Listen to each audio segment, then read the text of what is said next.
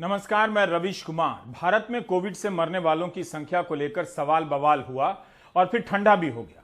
भारत का सारा मॉडल इसी पर आधारित लगता है कि जल्दी चर्चा टल जाए और नई चर्चा आने लगे। दर्शक की भी ट्रेनिंग यही हो गई है कि आज कुछ नया देखा जाए, जबकि नया के नाम पर बातें वही पुरानी हो रही होती हैं। बस जिस बात से दिक्कत होती है उसे पीछे कर दिया जाता है। 15 मई को प्रधानमंत्री ने राज्यों से कहा कि अगर संक्रमित मरीजों की संख्या अधिक है तो अधिक बताइए। 15 दिन बीत गए, लेकिन विपक्ष के राज्यों के ऐलान से आगे कुछ भी नहीं हुआ। दक्षिण अमेरिकी देश पेरू की जनता ने कोविड से मरने वालों की सरकारी संख्या को लेकर जब संदेह किया तो वहां की सरकार ने अप्रैल महीने में एक कमेटी बना दी, जिसमें पेरू और WHO के एक्सपर्ट थे। मई के अंत में इसकी रिपोर्ट आ गई है। इस रिपोर्ट को स्वीकार भी कर लिया गया है और पेरू के प्रधानमंत्री ने पैनल के सदस्यों का हुक्का पानी बंद करवाने की जगह उनका शुक्रिया अदा किया है। पेरू में अब मरने वालों की संख्या 69,342 से बढ़ाकर 1,80,000 कर दी गई है, 2 गुनी। पेरू के प्रधानमंत्री ने कहा कि यह हमारा कर्तव्य है कि जनता को सही संख्या के बारे में बताएं। इस तरह प्रति व्यक्ति यानी पर कैपिटा के हिसाब से दुनिया में सबसे अधिक मृत्यु दर कोविड से पेरू की हो गई है। पेरू ब्राजील से भी आगे निकल चुका है। एक्सेस डेथ के आधार पर यह संख्या बढ़ाई गई।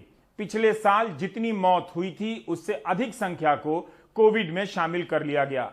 ठीक यही बात दिव्य भास्कर ने अपनी रिपोर्ट में दिखाई थी कि गुजरात में पिछले साल की तुलना में इस साल के 71 दिनों में 65,000 अधिक पंजीकरण हुआ है मृत्यु का, लेकिन भारत में किसी को फर्क नहीं पड़ा।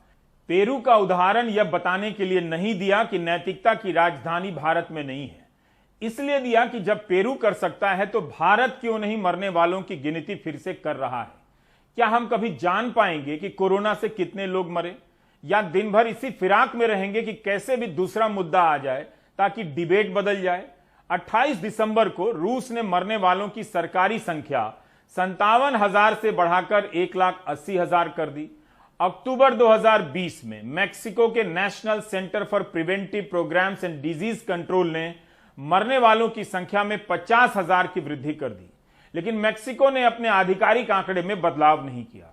कम से कम वहां एक संस्था तो है जो अपनी सरकार से अलग बात करती है। मैक्सिको में सभी मृतक के मृत्यु प्रमाण पत्र की समीक्षा की गई है। अमेरिका में भी national institute of allergy and infectious disease के निदेशक फाउची ने माना है कि इसमें तो कोई शक ही नहीं है कि अमेरिका में कोविड से मरने वालों की मौत की गिनती कम हुई है, लेकिन वह यह नहीं मानते कि वॉशिंगटन यूनिवर्सिटी के अनुसार 9 लाख लोग मरे होंगे। कम से कम मानते तो हैं कि मौतों की गिनती कम हुई है। यहां तक कि पिछले साल अप्रैल में चीन के वुहान में भी कोविड से मरने वालों की संख्या बढ़ाकर डबल कर दी गई थी। चलिए, पेरू की तरह नहीं, मैक्सिको और अमेरिका की तरह नहीं, लेकिन क्या कभी भारत में ब्रिटेन की तरह कदम उठाए जा सकते हैं? पिछले हफ्ते ब्रिटेन की सरकार के पूर्व सलाहकार डोमिनिक कमिंग्स ने संसद की हेल्थ एंड साइंस कमेटी के सामने बयान दिया कि प्रधानमंत्री जॉनसन और स्वास्थ्य सचिव ने देश से झूठ बोला है। प्रधानमंत्री जॉनसन मीडियाबाजी करते रहे, लोगों को सही इलाज नहीं दिया, टेस्टिंग और टीकाकरण में देरी की। कमिंग्स ने माना कि हजारों लोग मरे हैं, उन्हें मरना नहीं चाहिए था। खुद की भी नाकामी मानी और मरने वालों के परिजनों से माफी मांगी। पिछले साल तालाबंदी के नियम तोड़ने के लिए ब्रिटेन की सरकार के कोविड सलाहकार नील फर्गुसन को इस्तीफा देना पड़ा था। यहां तो कोविड के नाम पर आपदा प्रबंधन की असीम शक्तियों को हाथ में लेकर भी गृह मंत्री बिना मास्क के रैली करते रहे।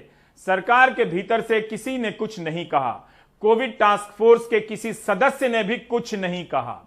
क्या आप उम्मीद कर सकते हैं कि भारत का कोविड नेशनल टास्क फोर्स उन परिवारों से माफी मांगेगा और कहेगा कि उन्हें इस तरह तड़प कर नहीं मरना था? यह हमारी भी नाकामी है। सरकार ने हमारे सुझावों पर अमल नहीं किया। क्या जनता को पता भी है कि ऑक्सीजन की आपूर्ति के बारे में सरकार और जनता को बताना टास्क फोर्स का काम है या किसी और कमेटी का है? क्या टास्क फोर्स के सदस्यों में से कोई नैतिक जिम्मेदारी लेते हुए कभी इस्तीफा भी देगा? यह कहेगा कि मरने वालों की संख्या फिर से गिनी जानी चाहिए, कह पाएगा? इतनी तबाही के बीच क्या किसी सदस्य को नैतिक संकट नहीं हुआ होगा कि वह इस कमेटी में क्या कर रहा है? लोग मरे जा रहे हैं।